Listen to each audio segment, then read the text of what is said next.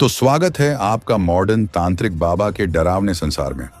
आज की कहानी आपको ले जाएगी एक रहस्यमयी मस्जिद के तहखाने तक, जहां सदियों से बंद एक दरवाजा खुलते ही शुरू होती है रूहों की दास्तान। एक सिरहीन साया, अधूरी नमाजें और एक बच्चा जो अब इंसान नहीं रहा। इस मस्जिद की दीवारें हर दुआ सुनती हैं, मगर हर दुआ का जवाब आसान नहीं होता। क्या आप तैयार हैं उस तहखाने के रहस्य को जानने के लिए? तो बैठ जाइए तसल्ली से, क्योंकि ये कहानी है एक ऐसे सजदे की जो आज भी पूरा हो रहा है। अगर आपको ऐसी ही डरावनी और रहस्य से भरी कहानियां पसंद हैं, तो चैनल को जरूर सब्सक्राइब करें, लाइक करें और अपने विचार कमेंट में लिखें। चलिए अब शुरू करते हैं मस्जिद के तहखाने का रहस्य। गांव का नाम था दरियापुर। बहुत ही शांत इलाका था, पर एक चीज ने उसे रहस्यमय बना रखा था। गांव के बीचों बीच बनी एक पुरानी मस्जिद जो अब टूटी फूटी हालत में थी। लोगों का मानना था कि वहां कभी बहुत बड़ा हादसा हुआ था, तभी से मस्जिद बंद कर दी गई थी। किसी को ठीक ठीक याद नहीं था कि मस्जिद कब बनी थी। बस बुजुर्ग कहते थे कि ये मस्जिद तो हमारे बाप दादा के जमाने से भी पहले की है। मस्जिद के नीचे एक तहखाना भी था, जिसका दरवाजा लोहे की मोटी जंजीरों से जकड़ा हुआ था। सब कुछ तब शुरू हुआ। रईस मियां, जो कि मस्जिद के नए मुतवल्ली देखभाल करने वाले बने थे, उन्होंने सोचा कि मस्जिद की मरम्मत करवाई जाए। जब मजदूरों ने मस्जिद की सफाई शुरू की, तभी उनकी नजर पड़ी उस जंजीर लगे दरवाजे पर। रईस मियां ने गांव के बुजुर्ग हाफिज साहब से पूछा, यह दरवाजा कहाँ जाता है? हाफिज साहब ने गंभीर आवाज में कहा, बेटा, यह तहखाना है, लेकिन इसे मत खोलना। इसमें कुछ ऐसा है जो नहीं दिखना चाहिए। पर रईस मियां नहीं माने। उन्होंने कहा, अगर मस्जिद की मरम्मत करनी है तो हर कोना साफ करना जरूरी है। अल्लाह की राह में डर कैसा। अगले दिन 4-5 मजदूरों को लेकर रईस मियां ने वो जंजीरें तोड़वानी शुरू की। जैसे ही दरवाजा खुला, एक अजीब सी ठंडी हवा का झोंका बाहर निकला, जैसे सदियों से अंदर बंद हवा अचानक छूट गई हो। तहखाने के अंदर जाने के लिए टूटी हुई सीढ़ियां थीं और हर कदम पर अजीब सी फुसफुसाहट सुनाई दे रही थी। मजदूर डर के मारे पीछे हटने लगे, लेकिन रईस मियां आगे बढ़ते गए। नीचे उतरते ही उनका दिल जोर जोर से धड़कने लगा। तेल के दिए जलाए तो तहखाने की दीवारों पर पुरानी अरबी इबारतें लिखी थीं। कुछ समझ नहीं आ रहा था, लेकिन फिर तहखाने के सबसे कोने में जो उन्होंने देखा वो अक्ल से परे था। एक आदमी सजदे में झुका हुआ था, बिना सिर के। उसकी पीठ हिल रही थी, जैसे वो नमाज पढ़ रहा हो। रईस मियां के हाथ से दिया गिर गया। वो आदमी अचानक खड़ा हुआ और मस्जिद की तरफ देखने लगा, लेकिन उसका सिर नहीं था, बस गर्दन से धुआं सा निकल रहा था। रईस मियां चीख पड़े और भागने लगे। मजदूर तो पहले ही भाग चुके थे। किसी तरह ऊपर पहुंचे और दरवाजा फिर से बंद करवा दिया। उसके बाद रईस मियां को तेज बुखार हो गया। हफ्तों तक वो बिस्तर पर पड़े बड़बड़ाते रहे। वो पढ़ रहा था बिना सिर के, अल्लाहू अकबर, सजदे में था। गांव में अफवाह फैल गई कि मस्जिद के तहखाने में किसी पुराने इमाम की रूह कैद है। कहते हैं 100 साल पहले एक फसाद के दौरान एक इमाम को मस्जिद में ही कत्ल कर दिया गया था और उसका सिर वहीं नीचे दफन कर दिया गया था। तब से उसकी रूह तहखाने में नमाज पढ़ती रहती है, सिर के बिना, क्योंकि उसका सजदा अधूरा रह गया था। गांव वालों ने फिर से तहखाना बंद करवा दिया और अब हर साल शब बारात पर वहां फातिहा पढ़ी जाती है, लेकिन कोई तहखाने के पास नहीं जाता। और मस्जिद के अंदर एक बोर्ड टांग दिया गया है, तहखाना अल्लाह की अमानत है, इसे छेड़ना मना है। अब भी जब कोई नया आदमी गांव आता है और मस्जिद में तहखाना देखने की जिद करता है, तो बुजुर्ग बस इतना कहते हैं, उसने सजदा पूरा नहीं किया, तुम क्यों करवाना चाहते हो? रईस मियां को उस दिन के बाद से चैन नहीं आया। दिन भर मस्जिद के कामों में लगे रहते, लेकिन रात को नींद गायब हो जाती। आंख बंद करते ही तहखाने का वो नजारा सामने आ जाता। वो बिना सिर वाला आदमी सजदे में झुका हुआ, जैसे किसी अनदेखी ताकत के सामने हाजिरी दे रहा हो। जब भी रईस मियां पानी पीने उठते, मस्जिद की दीवारों से आती धीमी धीमी फुसफुसाहटें कानों में गूंजने लगती। उन्हें ऐसा लगता जैसे कोई तहखाने से उन्हें बुला रहा हो, नाम लेकर, बहुत धीमे लेकिन साफ, रईस, नीचे आओ, नमाज अधूरी है। गांव वालों ने जब देखा कि रईस मियां की तबीयत दिन ब दिन बिगड़ती जा रही है, तो कई लोग डर गए। कुछ लोगों ने तो कहना शुरू कर दिया कि रईस मियां पर उस तहखाने वाले जिनका साया हो गया है। खासकर नसीम चाचा, जो गांव के सबसे बुजुर्ग आदमी थे, उन्होंने एक रात सबको इकट्ठा कर मस्जिद के बाहर कहा, बच्चों, बड़ों, सब सुन लो। वो तहखाना हमने बंद इसलिए किया था क्योंकि वहां कुछ दबी हुई चीजें हैं। जब दुआओं की जगह से डर महसूस हो तो समझो कि वहां कुछ उल्टा है। मैंने अपने अब्बा से सुना था, मस्जिद बनते वक्त एक हादसा हुआ था और एक इमाम साहब वहीं नमाज पढ़ते पढ़ते गायब हो गए थे। किसी ने ढूंढा नहीं, किसी ने बोला नहीं, बस सबने चुप्पी साध ली थी। अब लगता है कि उनकी अधूरी नमाज आज भी वहीं जारी है। रईस मियाँ की तबीयत इतनी बिगड़ गई कि उन्हें पास के कस्बे के हकीम के पास ले जाया गया।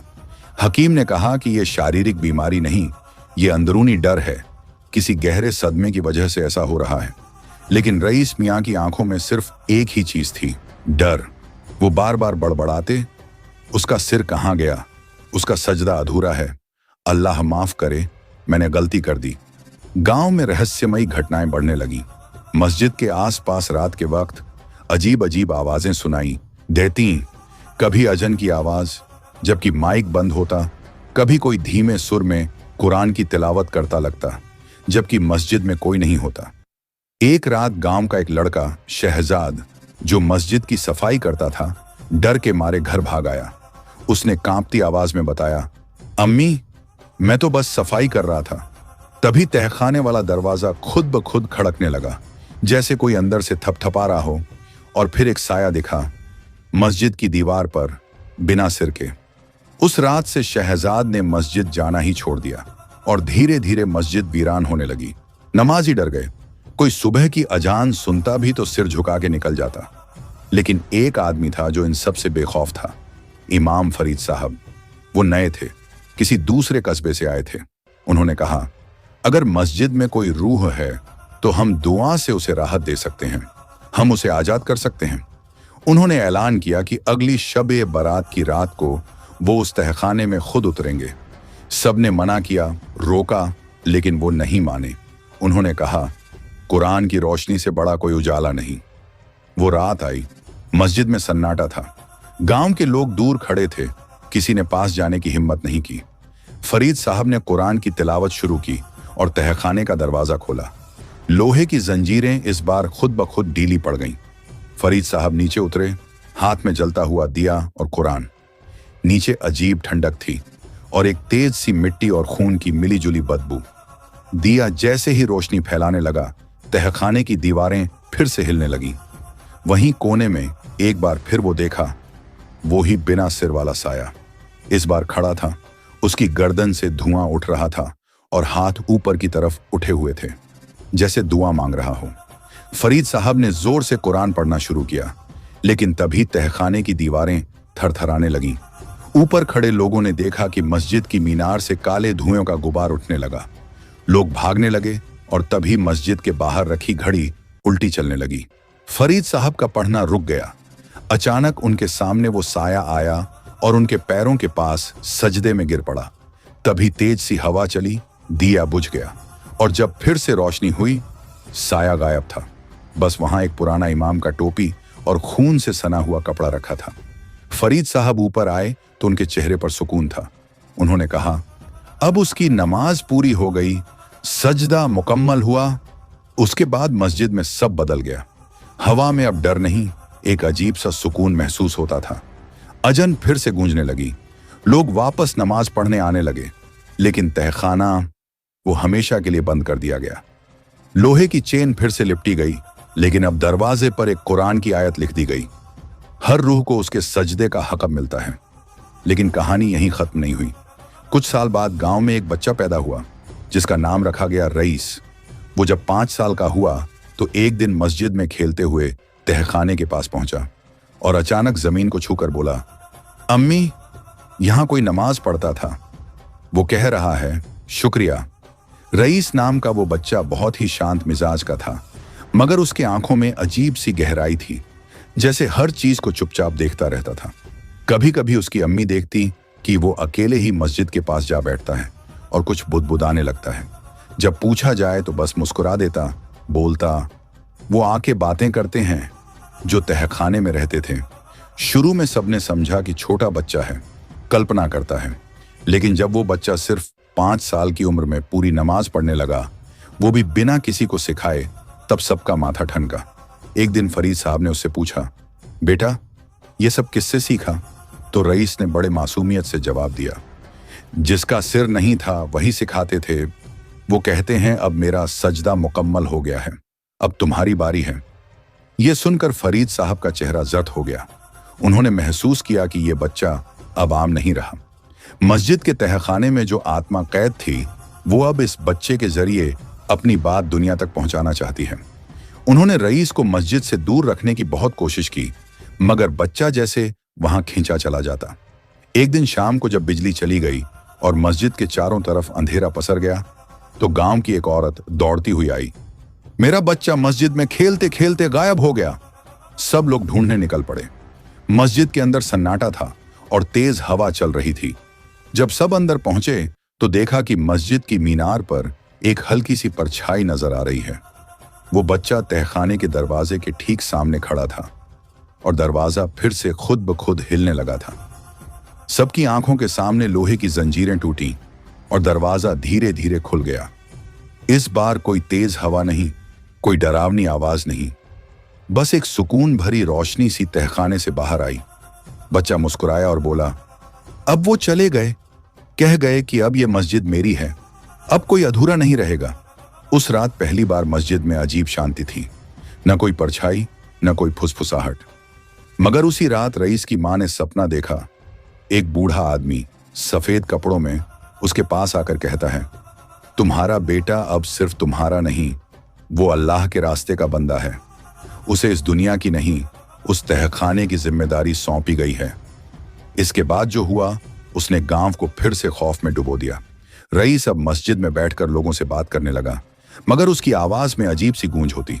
कुछ कहते कि वो अकेले से बातें करता है, मगर जब कोई ध्यान से सुने तो महसूस करे कि जवाब भी आता है, जैसे किसी और दुनिया की आवाज।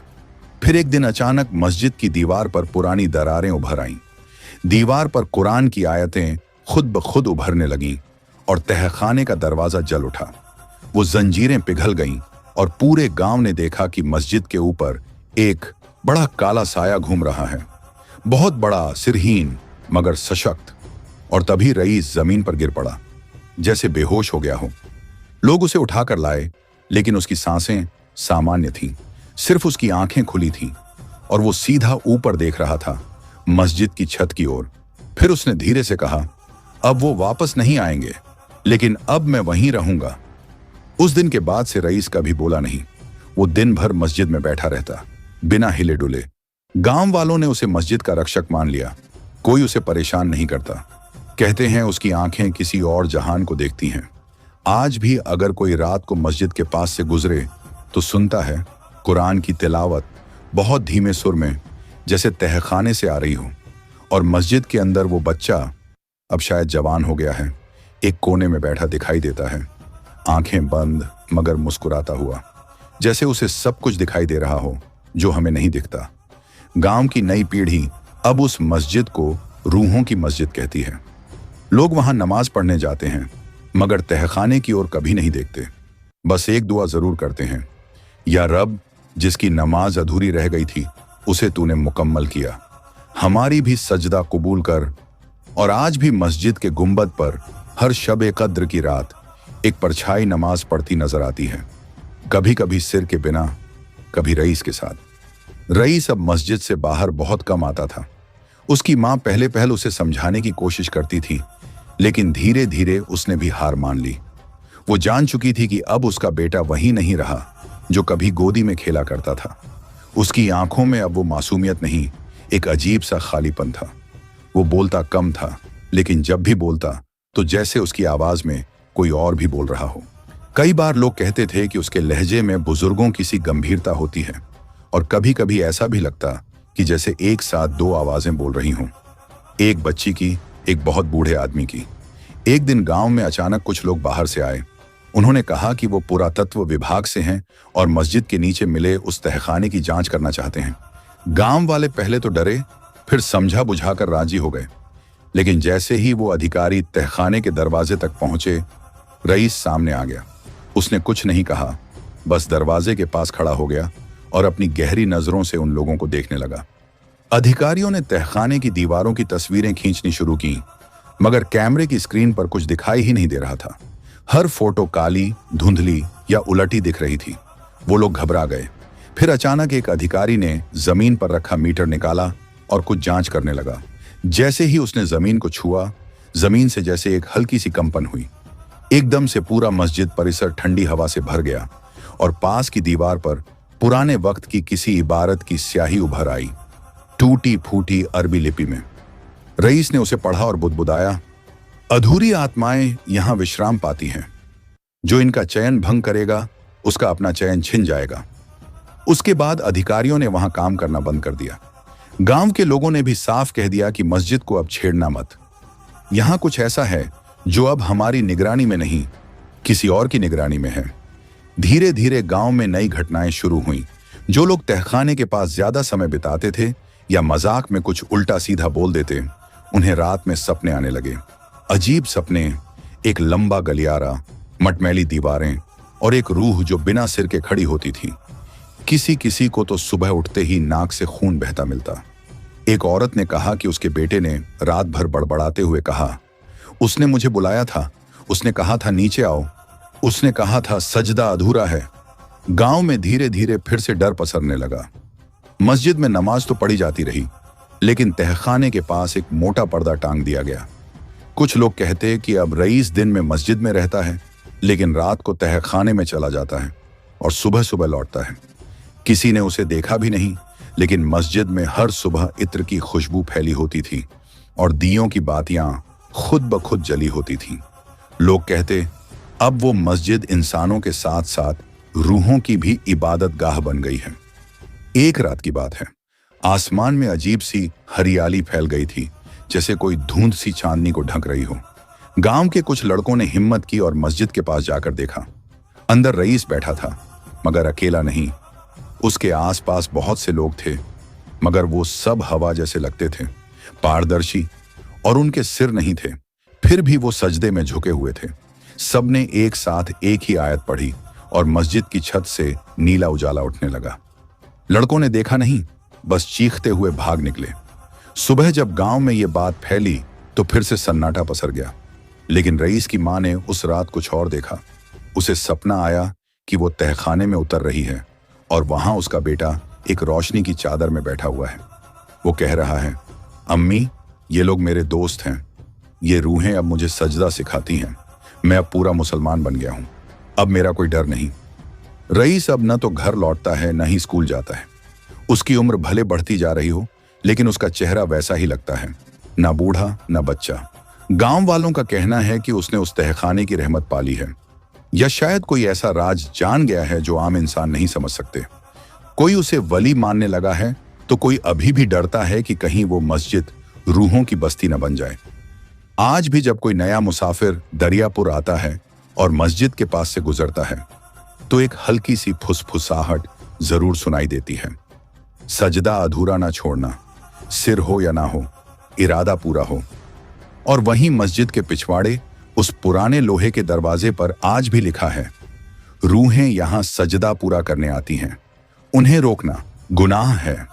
कहते हैं हर रमजान की आखिरी रात को मस्जिद की छत पर एक सफेद टोपी वाला बच्चा दिखता है जो कुरान पढ़ रहा होता है। मगर अगर ध्यान से देखो तो उसकी परछाई में सिर नहीं होता, बस एक धुआं सा घूमता रहता है, जैसे कोई अधूरी कहानी अब भी मुकम्मल होने का इंतजार कर रही हो। रातें अब पहले जैसी नहीं रही। दरियापुर की हवा में कुछ बदल गया था। मस्जिद की छत पर रोज शाम को कौवे मंडराने लगे थे और चांदनी की रोशनी भी अब मस्जिद के गुंबद को छूते ही जैसे फीकी पड़ जाती थी। रईस अब मस्जिद में हमेशा चुपचाप बैठा रहता। उसकी आंखें खुली होती, लेकिन वो कहीं और देख रहा होता, किसी और जमीन, किसी और जमाने में। गांव के लोग अब उससे डरते नहीं थे, लेकिन दूरी जरूर बना ली थी। बच्चे उसे देखकर रास्ता बदल लेते और बूढ़े लोग सिर झुका लेते थे। मगर एक अजीब बात यह थी कि जब भी कोई बीमार होता या किसी के घर में कोई उलझन आती, लोग बिना कहे मस्जिद आते और चुपचाप रईस के पास बैठ जाते। कोई कुछ नहीं कहता, रईस भी कुछ नहीं बोलता, लेकिन जब वो वहां से जाते तो उनके चेहरे पर एक हल्का सुकून जरूर होता। जैसे किसी ने उनके मन से कोई बोझ हटा दिया हो। एक दिन गांव में एक आदमी आया, शहर से, बड़ा पढ़ा लिखा, खुद को धर्मशास्त्री कहता था। उसने गांव वालों से कहा कि जो कुछ मस्जिद में हो रहा है वो तंत्र है, वहम है, और इस रईस नाम के लड़के को मानसिक इलाज की जरूरत है। गांव वालों ने उसे बहुत समझाया कि मस्जिद में कोई बुराई नहीं है, लेकिन वो नहीं माना। उसने मस्जिद में जाकर तहखाने का दरवाजा खोलने की ठान ली। रईस उस वक्त मस्जिद में अकेला था। जब वो आदमी अंदर गया तो मस्जिद के अंदरूनी हिस्से से अचानक ठंडी हवा का झोंका निकला। कुछ पल बाद मस्जिद की दीवारें फिर से सांस लेने लगीं, जैसे कोई बहुत पुरानी आत्मा जाग गई हो। गांव के लोग मस्जिद के बाहर इकट्ठा हो गए, लेकिन कोई अंदर जाने की हिम्मत नहीं कर पाया। काफी देर बाद जब दरवाजा फिर से खुला तो वो आदमी बाहर आया, लेकिन उसकी आंखों में रोशनी नहीं थी। वो चलता तो था, लेकिन जैसे अपने होश में नहीं था।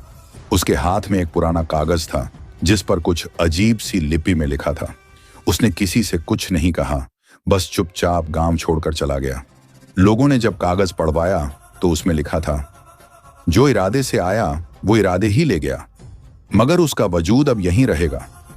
उसके बाद से तहखाने के दरवाजे पर एक और चीज जुड़ गई, एक लकड़ी का पट्टा जिस पर लिखा था, जो समझने आए वो भटक सकते हैं, जो भरोसे से आए वही रास्ता पाएंगे। अब गांव में एक मान्यता बन गई थी, अगर किसी को अपने सवालों का जवाब चाहिए तो वो मस्जिद में जाए और बिना पूछे बस वहां कुछ देर बैठे। वहां कोई बात नहीं होती, कोई चमत्कार नहीं दिखता, मगर जवाब मिल जाता है अपने भीतर से। रईस अब पहले से भी ज्यादा शांत रहने लगा। उसकी उम्र बढ़ती रही, लेकिन उसके चेहरे पर समय का कोई असर नहीं दिखा। उसकी आवाज गूंजती नहीं थी, मगर जब भी वो कुछ कहता लगता जैसे पूरा मस्जिद सुनता है। और फिर एक रात जब आसमान एकदम साफ था और चांद बिल्कुल ऊपर टंगा हुआ था, रईस मस्जिद के गुंबद पर चढ़ गया। लोगों ने देखा वो गुंबद के सबसे ऊंचे हिस्से पर खड़ा है, सफेद कपड़े पहने, और एक सफेद रोशनी उसके चारों ओर घूम रही है। अचानक उसकी आवाज पूरे गांव में गूंजी, बिना किसी लाउडस्पीकर के, अब मुझे जाना होगा, तहखाना अब किसी और का इंतजार कर रहा है। और फिर वो वहां से नीचे उतर आया, मस्जिद के अंदर गया और उस दरवाजे की तरफ बढ़ा जो अब सालों से बंद था। दरवाजा खुद ब खुद खुल गया। रईस मुस्कुराया और तहखाने में उतर गया। किसी ने उसे रोका नहीं। दरवाजा बंद हो गया बिना किसी जोर के, और इस बार जंजीरें नहीं लिपटी, बस एक सन्नाटा फैल गया। सुबह जब लोग मस्जिद में आए तो तहखाने का दरवाजा खुला मिला, लेकिन अंदर कोई नहीं था, न रईस, न कोई रूह, न कोई परछाई। बस वहां एक तख्ती रखी थी जिस पर कुरान की एक आयत खुदी थी, हर रूह अपने सजदे की तरफ लौटेगी और वहां जाकर वो मुकम्मल होगी। आज भी दरियापुर की उस मस्जिद में रोज नमाज पढ़ी जाती है। लोग आते हैं, जाते हैं, लेकिन तहखाने में कोई नहीं उतरता। वहां अब एक रोशनी रहती है जो हर रात खुद जलती है और हर सुबह खुद बुझ जाती है। और जब भी कोई बच्चा मस्जिद में खेलते हुए तहखाने के पास पहुंचता है तो उसे एक हल्की सी फुसफुसाहट सुनाई देती है, सजदा अधूरा नहीं रहेगा, अब हर सजदा पूरा होगा। वो तहखाना अब रईस का घर बन गया था। मस्जिद की रोशनियां रोज की तरह जलती बुझती रहती, मगर तहखाने में एक स्थायी उजाला रहने लगा था। लोग कहते थे अब वहां कोई और नहीं रह रहा, पर जब कभी कोई अकेला मुसाफिर रात के वक्त मस्जिद में रुका तो उसे नीचे से धीमी तिलावत की आवाजें आती, कभी कुरान की आयतें, कभी कोई पुरानी दुआ, और बीच बीच में किसी बच्चे की हंसी जो बहुत पास से आती थी, लेकिन दिखाई कोई नहीं देता था। एक दिन दरियापुर में एक औरत आई अपने बच्चे को लेकर। बच्चा बीमार था, किसी डॉक्टर की दवा काम नहीं आई थी, उसके गले से आवाज ही नहीं निकलती थी। औरत मस्जिद के पास बैठ गई, थकी हुई, टूटी हुई, आंसू में भीगी हुई। गांव के किसी बुजुर्ग ने उसे देखा और धीरे से कहा, बच्चे को तहखाने के पास ले जाओ, कुछ मत कहना, बस बैठा दो। औरत ने वैसा ही किया। बच्चे को गोद में उठाया और तहखाने के दरवाजे के पास ले जाकर चुपचाप बैठ गई। तहखाना अब खुला नहीं था, मगर उसकी दरारों से हल्की रोशनी झांकती रहती थी। थोड़ी देर बाद औरत को ऐसा महसूस हुआ जैसे उसके बच्चे ने कोई हलचल की हो।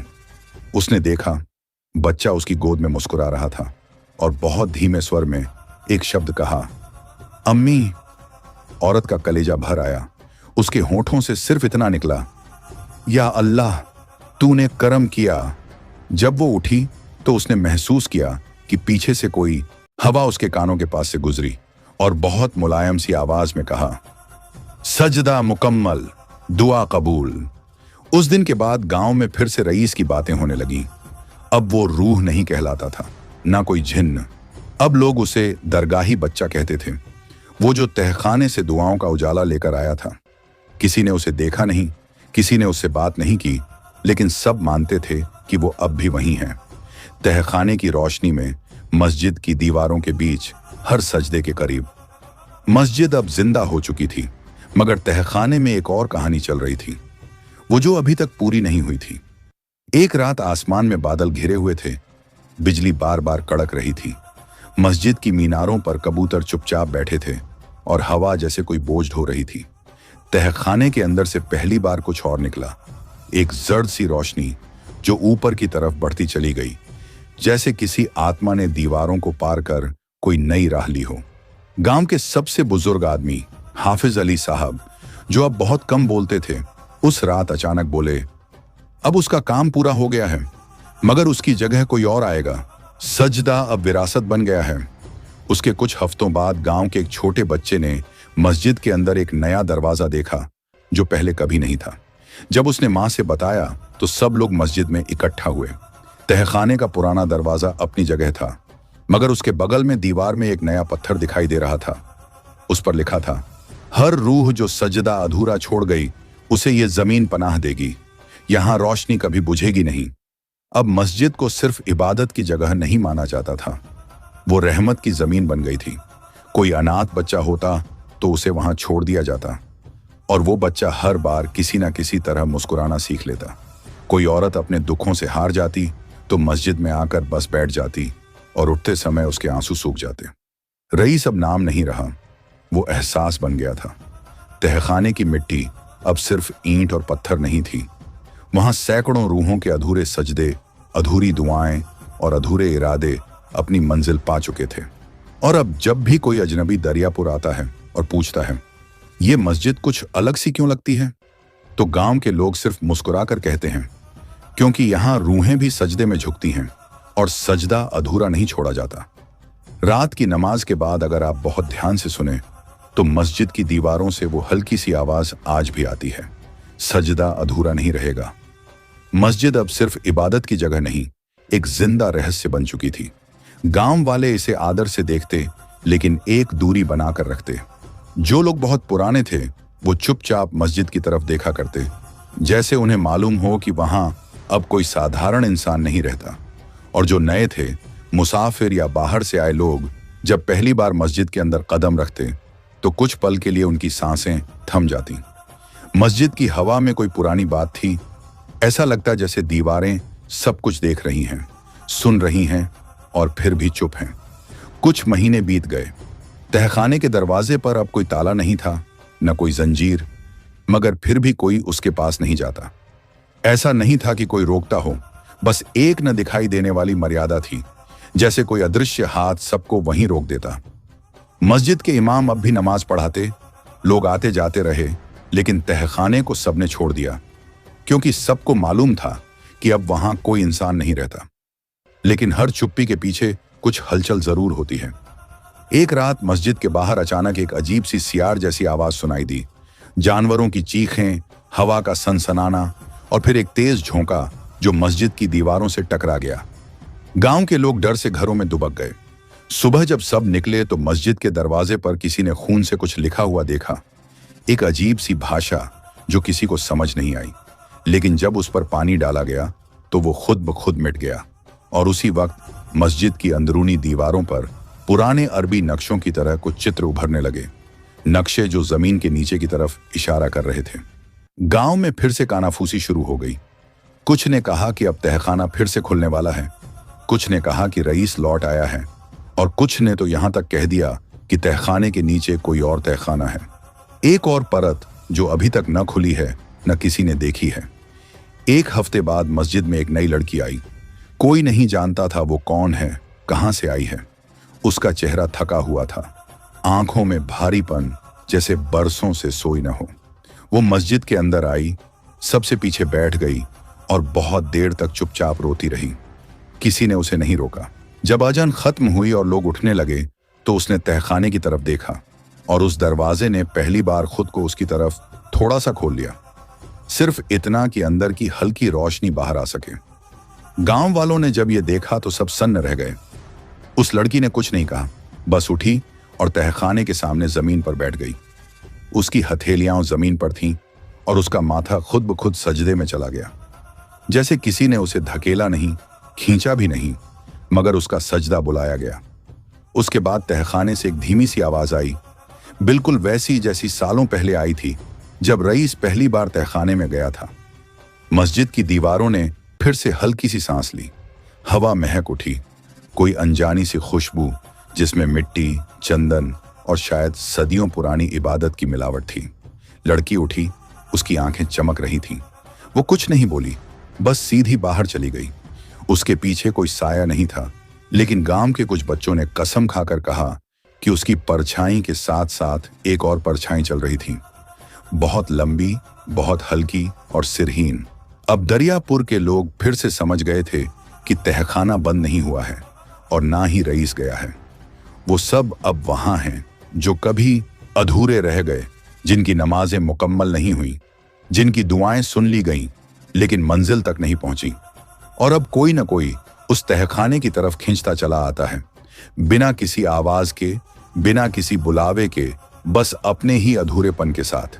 और मस्जिद आज भी वहीं खड़ी है, अपनी नीची मीनारों और ऊंचे रहस्यों के साथ।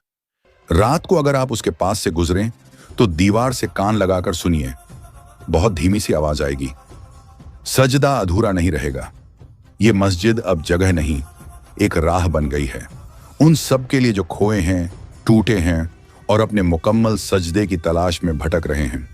मस्जिद अब उस गांव की रूह बन चुकी थी जो हर सांस में बसी थी, हर फिजा में घुली थी और हर खामोशी में कुछ कहती थी। दरियापुर अब पहले जैसा गांव नहीं रहा था। यहां हर चीज में एक अदृश्य साया साथ चलता था।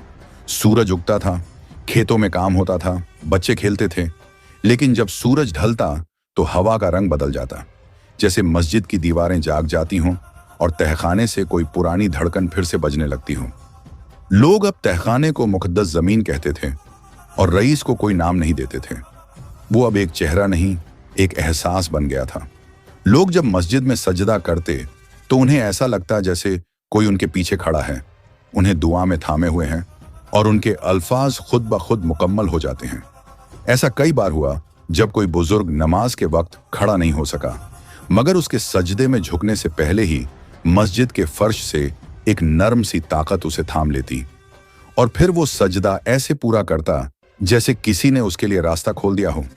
एक बार एक रात बारिश बहुत जोर की हुई। गांव में बिजली नहीं थी। अंधेरे में सिर्फ मस्जिद की मीनार चमक रही थी, बिना किसी रोशनी के, फिर भी साफ और चमकदार। उसी रात एक लड़का जिसका नाम नदीम था मस्जिद के अंदर सो गया। वो शहर से आया था पढ़ाई के लिए और दरियापुर में अपनी नानी के यहाँ ठहरा था। उसे मस्जिद की कहानियों में कोई दिलचस्पी नहीं थी। उसके लिए ये सब अंधविश्वास था। मगर उस रात जब मस्जिद की छत से पानी टपकने लगा और ठंडी हवा ने उसकी नींद तोड़ी तो उसने देखा कि तहखाने का दरवाजा खुला है, मगर कोई अंदर नहीं जा रहा। वो उठकर खड़ा हुआ और दरवाजे के पास गया। जैसे ही उसके कदम दरवाजे के भीतर पड़े, जमीन कांपी नहीं, हवा तेज नहीं हुई, कोई डरावनी चीज सामने नहीं आई, बस एक अजीब सी गर्माहट उसके सीने में भर गई। एक ऐसा सुकून जो उसने कभी महसूस नहीं किया था। और फिर उसे एक आवाज सुनाई दी, बिल्कुल उसके भीतर से, जैसे कोई उसके अपने लहजे में कह रहा हो, तुम समझने नहीं, महसूस करने आए हो। सुबह जब नदीम उठा तो उसका चेहरा बदला हुआ था। उसकी आंखों में सवाल नहीं थे, अब वहां जवाब थे। वो गांव में घूमता और सबको बताता नहीं, बस मुस्कुराता था। किसी ने जब उससे पूछा कि उस रात क्या देखा तो उसने सिर्फ इतना कहा, मैंने कोई रूह नहीं देखी, मगर अब मैं खाली नहीं हूं। उस दिन के बाद मस्जिद का तहखाना धीरे धीरे गांव के हर इंसान की अपनी कहानी बन गया। कोई वहां चुपचाप जाकर बैठता और आकर किसी से कुछ नहीं कहता। कोई रोता और फिर मुस्कुराता हुआ लौटता और कई लोग बस तहखाने के बाहर से गुजरते हुए सिर झुका देते, जैसे किसी मजार के सामने से गुजर रहे हों। कुछ समय बाद गांव में एक नया बच्चा पैदा हुआ। और सबने उसे रईस कहकर ही बुलाया, बिना किसी नामकरण के। उसकी मां कहती, उसे जन्म देते वक्त जब उसकी सांसें रुकने लगीं तो अस्पताल की बिजली चली गई और अचानक कमरे में मस्जिद की अजन सुनाई दी। जब डॉक्टर दोबारा चेक करने आए तो बच्चा खुद ब खुद सांस लेने लगा था और उसकी उंगलियां ऐसे जकड़ी थीं जैसे किसी अदृश्य उंगली को पकड़ रखा हो। वो बच्चा जब 3 साल का हुआ तो एक दिन खुद से मस्जिद की तरफ चल पड़ा। किसी ने रोका नहीं। वो तहखाने के दरवाजे के पास गया, जमीन पर बैठा और अपनी मासूम आवाज में सिर्फ इतना कहा, मैं फिर से आया हूं। उस वक्त मस्जिद की घंटियों जैसी खामोशी में सिर्फ उसका वाक्य गूंजा और दीवारों ने जैसे सहमति में सर हिलाया। अब मस्जिद की हर ईंट, हर दीवार, हर दरवाजा सिर्फ पत्थर नहीं थे। वहां अब रूहें थीं, कहानियां थीं, दुआओं की धड़कनें थीं। तहखाने का उजाला अब गांव के हर दिल में बस चुका था और जब भी कोई अकेला, टूटा हुआ, थका हुआ दरियापुर की सरहद पर पहुंचता तो हवा में एक पुराना वाक्य उसकी सांसों से टकराता, सजदा अधूरा नहीं रहेगा। और जो भी उस आवाज को महसूस करता वो सीधा मस्जिद की ओर मुड़ जाता, जैसे किसी पुरानी आवाज ने रास्ता दिखा दिया हो। क्योंकि अब तहखाना किसी एक का नहीं रहा था, वो सबका हो गया था। जो भी अपना अधूरा हिस्सा पूरा करने आया करता था